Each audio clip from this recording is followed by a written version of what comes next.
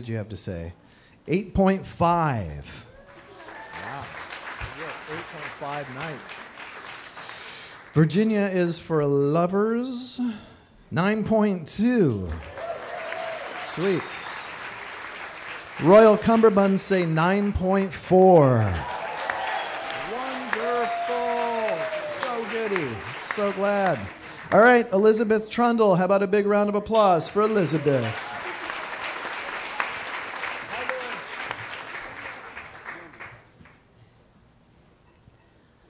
When I graduated from college, it was pretty unspectacular.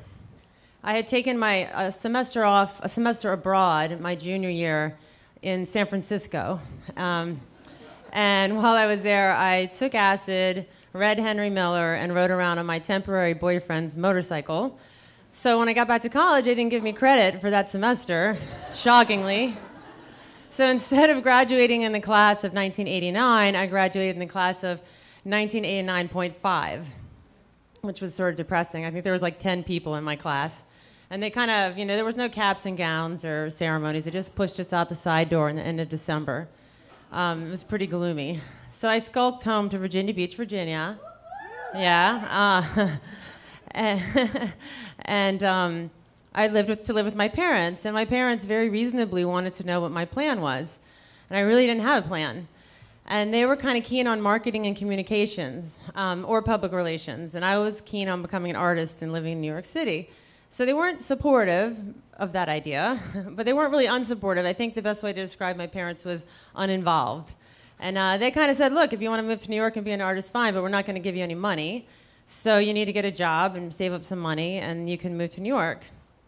And I wasn't a very motivated individual, and I wasn't very organized or very future-oriented. So I got a part-time job at the drugstore as a cashier, which was not very lucrative. And I got my first paycheck back, and it was like after Social Security and taxes, it was like $40 for 2 weeks. And I realized it was going to be really hard to save enough money to move to New York and be an artist. So I decided to make the best of it. I just kind of turned my house in Virginia Beach into my little artist colony. I was living with my parents. I tried to pretend like they weren't there. That was my strategy. Like, they didn't actually live there. It was really just my art studio. And I had like a project I was doing. I was a radical feminist at the time, and I was doing this thing called a period piece. And so I was protesting the use of tampons and maxi pads, because really, why should we have to hide it? It's totally natural. So what I would do, and I had been doing this at college, so I was really just continuing an ongoing project. I would bleed out at night on my sheets, and then in Virginia Beach, in the morning I would get up and I would go down and I would rinse my sheets out in the lake, because my parents lived on a lake. So I'd be like leaning over the bulkhead, like rinsing these sheets out in the lake. And it was all documented because it was a performance art piece, of course. And it's only performance art if you document it. So then I would like to hang up the sheets and take photographs of the sheets. So my parents didn't understand this art project at all.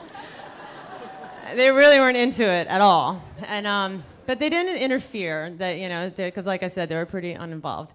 But a couple weeks later, I was also into found art, so I'd find stuff around the house and kind of wrap it in paper mache and like stick it on canvas. And I went down to the garage, and my parents were out, so they were like out at a restaurant or out at a party. And I found this huge piece of plexiglass. It was like 6 feet by 8 feet.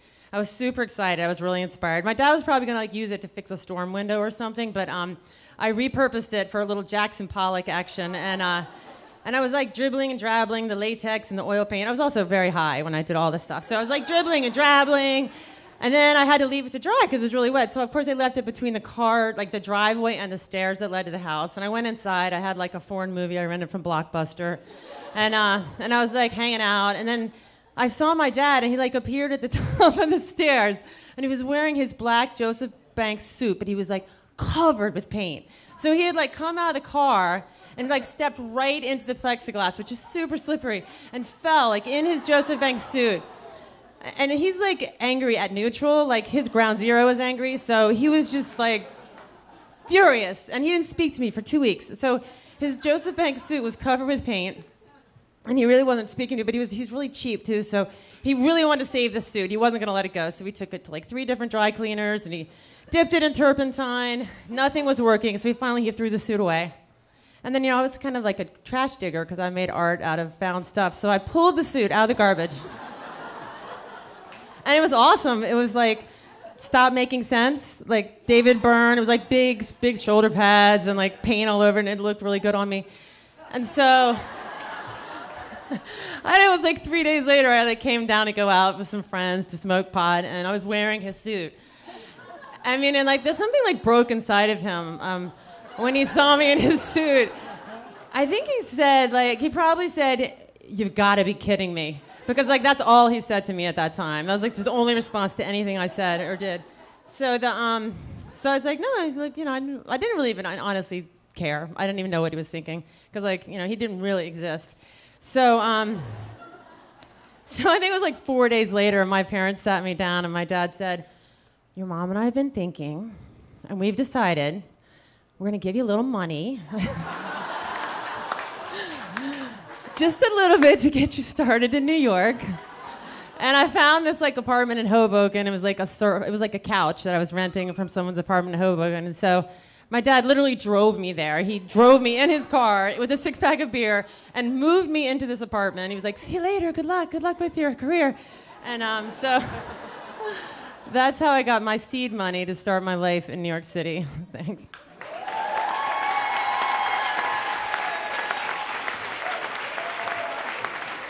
Elizabeth Trundle.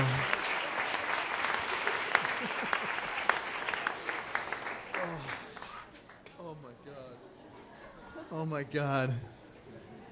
All right, it's official. I love all of you. Oh my God.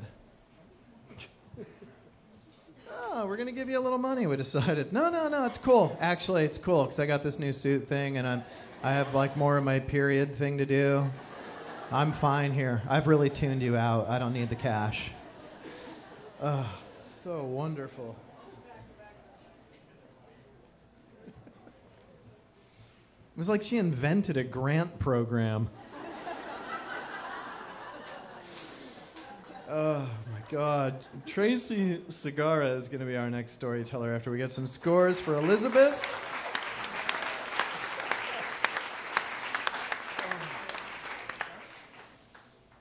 God, all right. This story destroyed me. Fatted Cabs, what did you think? 9.4.